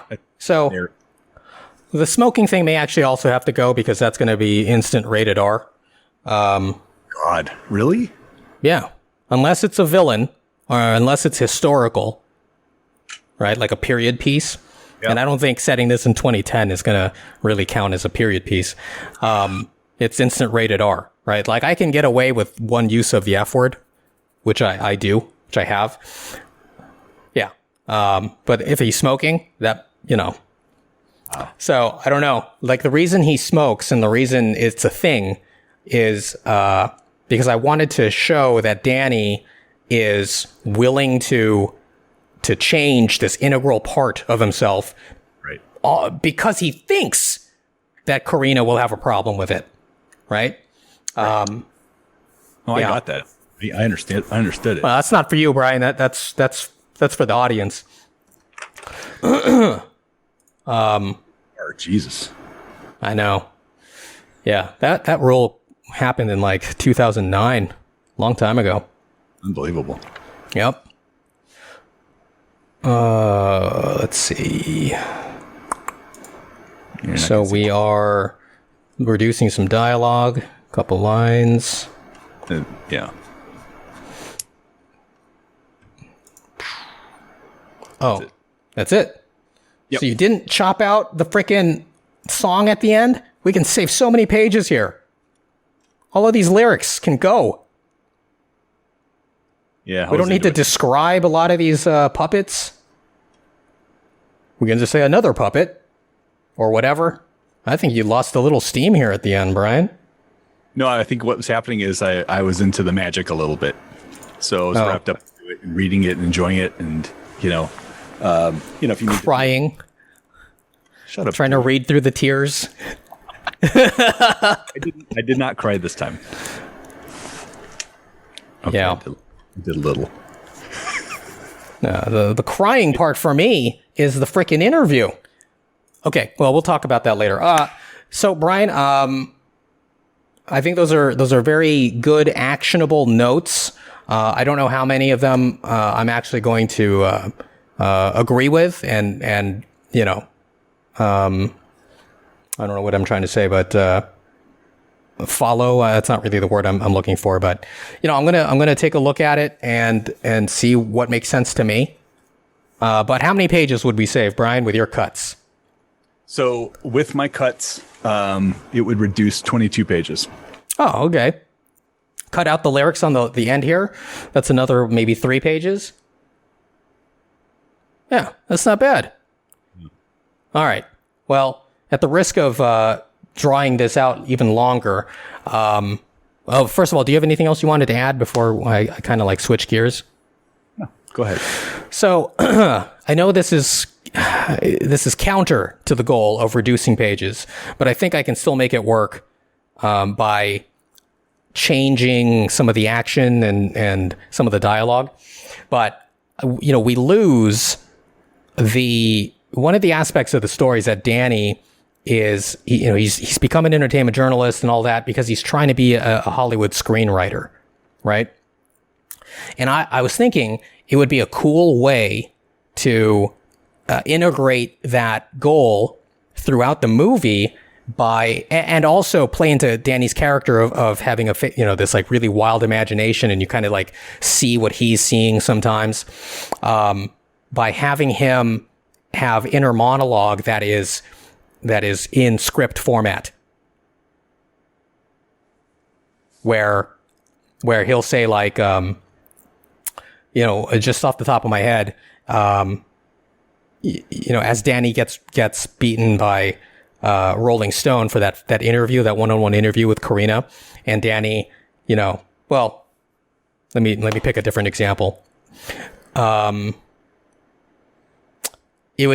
think it would just be interesting. Like maybe we don't have like, the 7 years later card that comes up. Maybe Danny says in her monologue, external Valentine's Day night, 7 years later or something. Danny's driving on the streets. Right. Something like that. Right. And we have that happen in different places where, the scene where he sees Carina for the first time and he's like, or not the first time, but he's now has a chance to like talk to her in London. And his point of view is that she's like an angel with like, the sun rays behind her and stuff like that. Maybe Danny describes that in script format, right? And then that's why he's not saying anything, because he's lost in this kind of like scene that he's writing for himself. Right. Remind me, that part where he sees her like an angel, was that in the beginning of the interview? Essentially, yes. Okay. Yeah, no, I could see that. I think it'd be interesting if you to do something like that. Boy. I mean, it could be something that's a little kitschy if it's done wrong. So, as an element, because it's bringing in this strange element that is, known to the readers of scripts, certainly. I think there's a risk to do it. Totally. That if you're going to do it, you almost need to pay it off, like play against what he's saying, where maybe it's self-deprecating or something, and Danny Vega, the journalist extraordinaire, blah, blah, blah, blah, blah, does this. And then he does something that's completely opposite of that. Like one of these deals where he says something to the celebrity, like Gwyneth Paltrow. Yeah. He's daydreaming, I think that's where it would play, because he's always kind of like writing in his head. I think that could be an interesting, I think that could be an interesting element. Cool. I feel like the movie it just feels a little loose, and to have this kind of like we have a lot of disparate elements that are interesting a little bit, but they're not like fully baked into the story. And I just think like, well, then maybe we could lose it, right? Like the whole screenwriting thing. Like maybe he just wants to be a journalist. If we cut out the screenwriting thing, that's wouldn't hurt the movie at all. Yes and no. It also gives him a way in, and it's explained as such, to talking to these people. What gives him a way in? Being not the screenwriter, but it's the reason for what he's doing. Well, yeah, but the reason could be he just wants to be a journalist. Okay. True.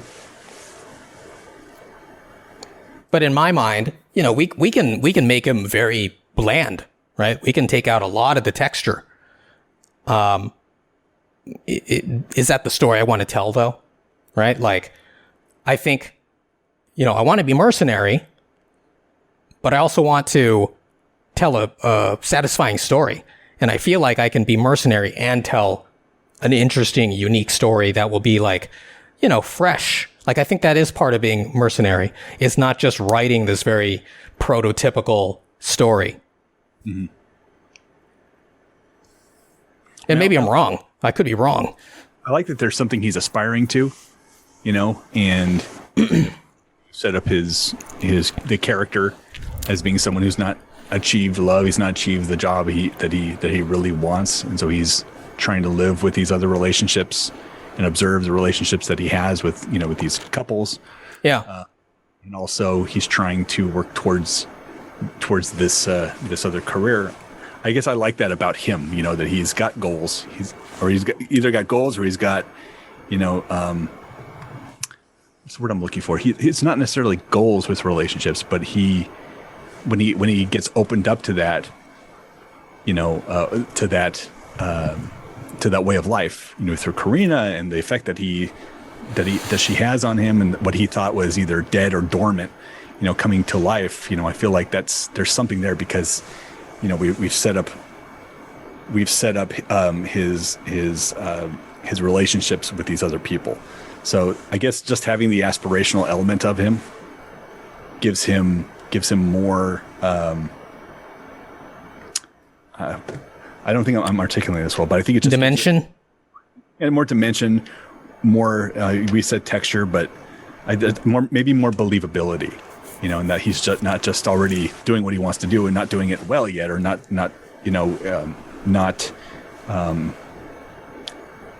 to the high level. He's not doing. So all I'm saying, to lose that part of him. Yeah. Well, look, I mean, I'm with you. All I'm saying is that I think it would be stronger to incorporate the thing that he's working towards more throughout the script, through this story, right? Rather than just be this nebulous thing that a lot of audiences can't really, like they can understand it on an intellectual level, but I don't think they're going to get it on a personal level. Maybe there needs to be some payoff then. Maybe at the end when saying, "I need you to write. You're a good writer." Maybe Danny can be working on a script, or maybe he can. I'm already talking to other people. I don't really do that very much anymore. Rather than, no, I don't want to go backwards. I'm already going forwards. I'm already working on a script. Right. Well, I think the payoff that exists is that he's going to get on the Warner Brothers list to eventually talk to Joel Silver, who he's trying to pitch his movie to, right? I'm thinking, we just need to reinforce that he's still trying to get on the Warner Brothers list. There's like, little pieces of dialogue here and there, or even, like begin a conversation, even though it's not the point of the conversation. Maybe Brian asks him like, so how close are you to interviewing Joel Silver or whatever, right? And then Danny can be like, well, I still got to get on the Warner Brothers list. And then they talk about something else, right? Just to keep it in, top of mind for the audience. Well, I mean, if it's an either or, and you're going to go that way, or do the inner dialogue with him kind of setting up scenes and describing action, in his head a little bit. First off, I think that other one's much more interesting, and I feel like it's much more in line with the character, because he's kind of a dreamer. He's dreamed this, he's dreaming about this, he's dreaming about Carina. When he gets taken away. That's why I like the scene with the heartbeat. He gets taken away. I like that the guy can just be effusive in his own ways and just like go off to this other world. So if that manifests also within this inner dialogue, I think it would be in line with what we know about him already. That he's kind of like an internal type of person. He lives within his own mind in a lot of ways, and he kind of sees things through a very unique prism. Yeah. But bringing it out to the open and Brian asking questions, it just feels kind of pedantic and not as. It's almost like romantic, in a way, the way that Danny reacts in some cases. Yeah. I agree. In fact, I'm thinking of starting the movie where we have Jennifer putting stuff in this box, like men's accoutrement, right? In a box, so obviously it's not hers, and she's walking around the apartment, and it's intercut with Danny kind of like looking down, and we hear his inner monologue of describing like internal Jennifer's apartment or whatever, right? Mm-hmm. And the audience will think, oh, this guy is writing a movie scene of this girl. Like, what is this scene? And then she turns to someone, to the camera or whatever, and it's like, Danny. And we see like he's sitting on the couch, just like lost in his mind, and she's breaking up with him. And then they can talk about like, like she's putting his scripts. Maybe he's written more than one, right? Putting his scripts in this box. And she's like, look, I need someone who actually has a future. Yeah. And then he can talk about, I just need to sell one script. It all starts with one script. Yeah. As I was thinking, if you play the whole inner dialogue against the reality, and it's always against, it'd be so cool at the end, when he's in the coffee shop and he sees Carina, and it's awkward.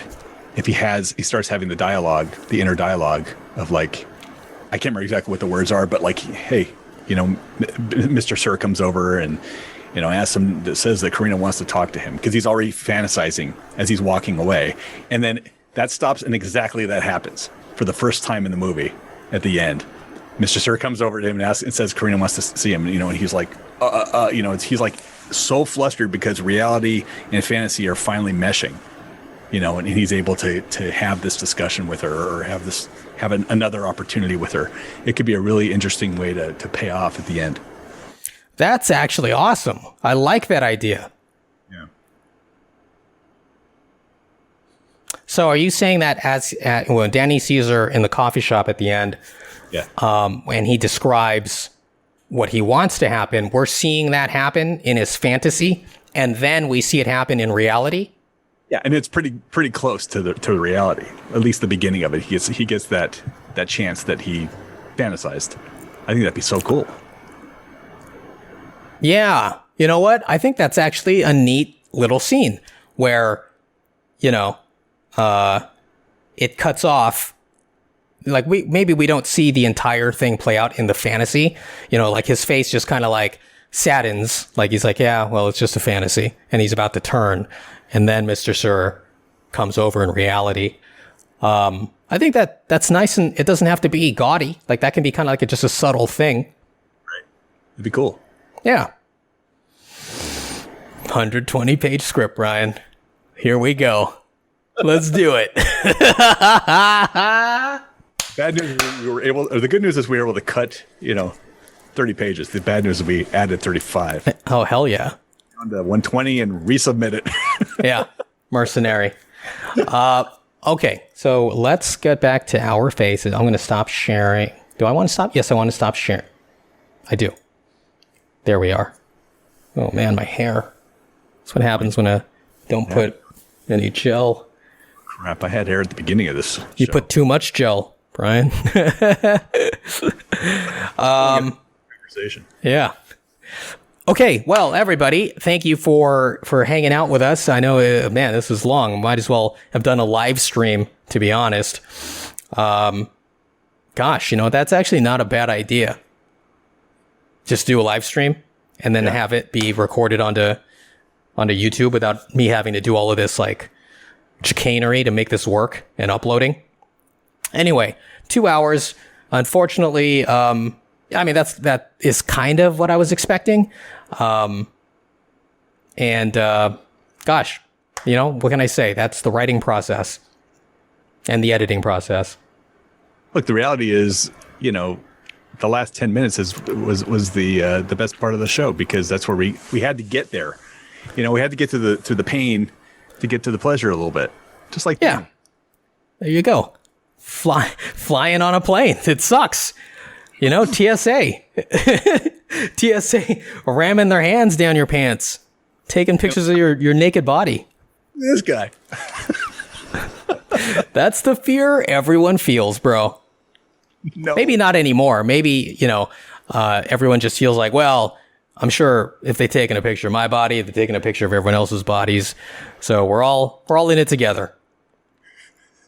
And we all have the radiation cancer from the scatter machines. And on that note, we thank you for joining us. Again, ask you to subscribe and visit letswritethismovie.com.